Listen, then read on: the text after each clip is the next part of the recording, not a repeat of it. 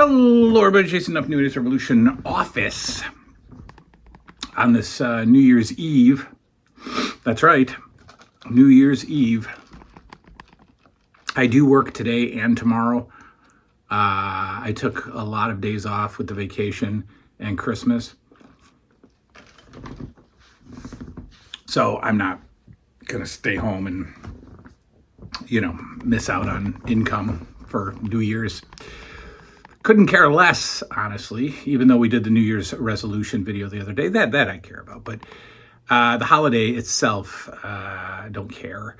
And that's kind of the topic of the video. And I'm sure it's not going to be the most entertaining video of the channel's history, but I wanted to keep it going. And I said we were going to do dailies into the new year, and we're about as close as the new year as possible. I guess not. That's not true, but you know what I'm saying. First, we'll talk about a new collection idea, I guess. You guys, over the years of the channel, have grown to know how important television is to me. Not current television, obviously, but our television from our childhoods. If I could collect televisions themselves, I would. I kind of do. I have a few, but I would love many. I just don't have the room. I think the look of the television totally represents our childhood. But I watch a ton of old shows, and I've always wanted to I've always wanted to do something more with the television show that I'm watching instead of just watch it and then put the discs back and put it away. So what I've decided to do going forward, and it's already started, is every television show that I finish, I would like to buy something from that television show, some kind of memorabilia. And I just finished The Munsters a little while ago and looked around the eBay, and there are Munsters figures. The new Munsters, Rob Zombie has NECA. I'm not interested in that. There are some Herman and Grandpa and Lily dolls, almost in a little from the 90s. And yeah, I'm going to do this, but I'm not going to break the bank on it. So I didn't want those. Those were like $40 a piece with high shipping costs. So, even though I'm not the biggest fan of this company or the look of the figures, I decided for the Munsters I was going to grab this. As you can see, the Herman Munster Super 7 or Reaction, I forget which one it is, figure.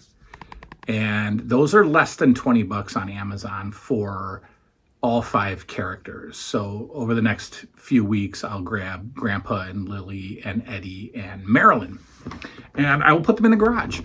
And I think they'll look good on the wall in the garage. So I'm going to do that.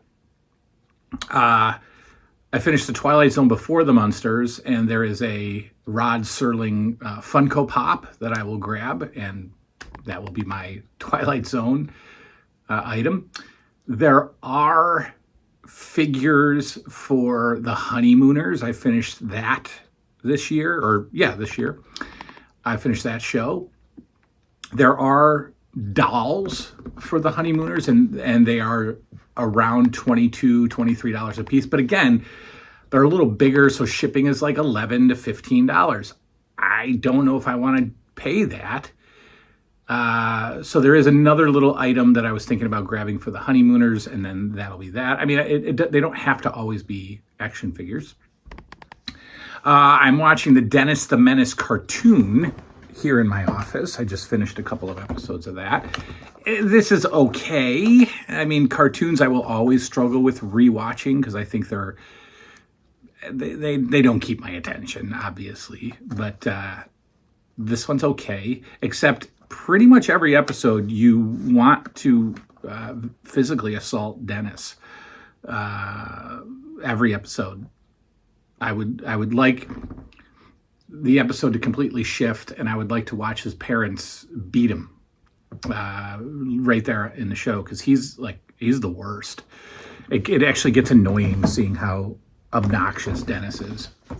But there is an item for Dennis the Menace, the cartoon, that I'll grab, and that's what I want to do. I want to do that. I think that'll be fun.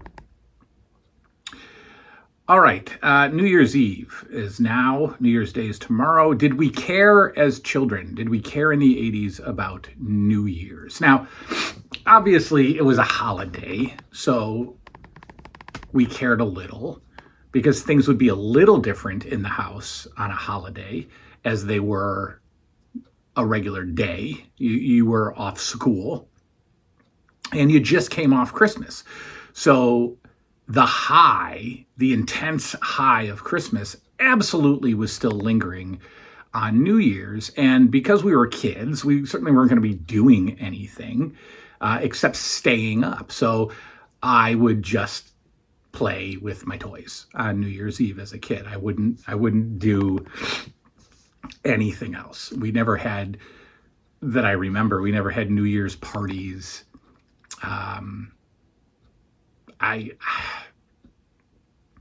I don't even really remember my parents or my mom doing anything special, like food-wise or anything.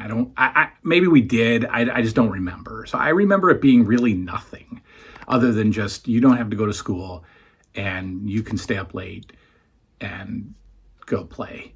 So I did a lot of that.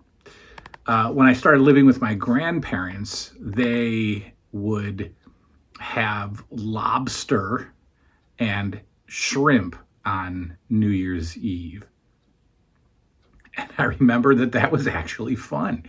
That was actually a good time to really fight over the shrimp with my grandfather, and just George Costanza the shrimp, because I wanted to get it all. But we would have the lobster tails, and that was always fun. It was just the three of us, me and my grandparents. But as a kid, New Year's Eve was nothing, and New Year's Day was probably even more nothing. I didn't do anything. There's one memory of New Year's Eve as a kid, and it's a flash of a memory. My parents were together, so I'm probably 8 or 9. I would probably say 9. It was probably 85. And no, then my parents, it was, yeah. So it was going into January 85. Okay. Whatever. My great grandmother, not my grandma, but I had a great grandmother until I was 12. I think she died when I was 11 or 12 or so. But my great grandmother was babysitting me and my sisters in the childhood home. And so I assume my parents were out somewhere together. I remember we all were sitting in the family room watching television, and I want to say 9, 10 o'clock at night. And we're flipping through the dial. And maybe even it was closer to midnight. Maybe it was closer to midnight, because I think the whole Dick Clark Rockin' Eve ball drop thing was happening. Not midnight, so it might have been like 11:30 or something. I don't know. But I started flipping through the channels and found AWA Wrestling on ESPN. Now, I know that there's a famous New Year's Eve AWA match between Bockwinkel and Hennig, I think, Kurt Hennig. But this is 84 going into 85, so it's not that match. I think that they had a 1-hour match that aired on ESPN on New Year's Eve, but it wasn't Hennig. Hennig was not at that level in January of 85. But I was flipping, and it was a Nick Bockwinkel match. I almost want to say it was Nick Bockwinkel against Greg Gagne. It was Nick Bockwinkel against Larry Zbyszko. I'm not sure, but it was AWA, and it wasn't like the Showboat ESPN show. It was almost like a house show. I don't know. It's weird, right? And I freaked out, of course, because it's wrestling. And my great grandmother was like refusing to let that happen because it was New Year's Eve and we were going to watch the New Year's Eve festivities. And I don't think she could have cared less about wrestling. Couldn't have cared less about wrestling. I hate when people say could have cared less. You know, you're saying it wrong. I could have cared less. Okay, it's I couldn't have cared less, right? I just don't care. I couldn't have cared less. A lot of people say I could have cared less. It's wrong. I digress. My great grandmother couldn't have cared less about wrestling. And I was mad. I was like devastated that wrestling was on and I wasn't going to be able to watch it. That's it. That's my childhood New Year's Eve memories, because it didn't matter. Now, as I got a little older and started to hang out more, you know, in my 20s, 19, 20, 21, New Year's Eve was a night out with different eras of friends. So I had an older friend who was my boss in the mall, and he and I became best friends, and we would always go out. So he was a club guy. So at one point in time, I was a club kid. Truth. It's true. And we would go out on New Year's Eve to the clubs. And then I remember one year he was with his girlfriend, who eventually became his wife, and then I was with her friend, like just friends with her, and we all went out for New Year's Eve that night. And it's just like a night out in the club, which is just drinking and, you know, DMX music and y'all gonna make me lose my mind kind of thing up in here. I had a girlfriend one New Year's Eve, and I spent the majority of the holiday with her. And I had this group of friends, and we were, again, all just like beer drinking, garage hanging out people. And we would listen to Korn and Limp Bizkit and just sit in a smelly, pukey, beer stinky garage. And the three of us did that. The four of us did that one New Year's Eve. But so I was with the girlfriend. Three of the guys decided to have the best idea of hiring entertainment for the evening, folks. And I recently reconnected with my friend, and he might be watching this, and he'll remember this. They hired entertainment for the evening, and I wasn't there except for like the last 10 minutes. And the entertainment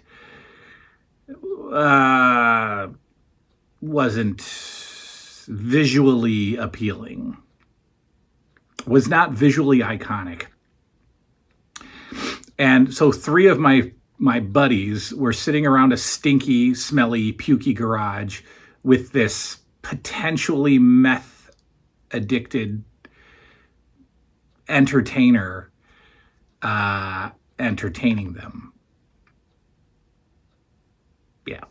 Yeah, and I came in at the last 15 minutes, and that was that. And then the four of us sat around, and then those three told the tales of the evening, right? Like, oh,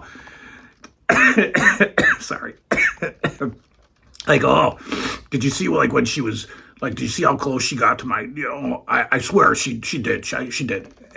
I'm like, okay.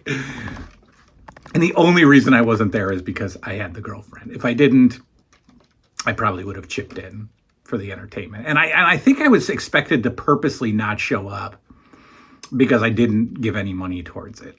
So I don't know why I told you that story. So that's it. That's New Year's Eve. I wanted to do something for New Year's Eve for communicating with you guys. If it meant more to you, let me know. If it didn't mean anything, let me know. What does it mean to you now? It doesn't mean much to me now either. Like I said, I'm working today and I'm working like 4 or 5 hours tomorrow. We are having friends come over tonight. My children's friends' parents are coming over, and we're getting pizza and snacks. I'm guessing they're going to leave by 9:30. I don't feel like drinking tonight, so I'm not gonna I'm not gonna do that. After they leave, we'll stay up and we'll yell and scream at midnight, and then that's it. That's it. It honestly doesn't mean anything to me. New Year's Eve, New Year's Day, a new year. It doesn't mean anything. Nothing. So there you go. All right. We will see you next year. Happy New Year's. Good night now.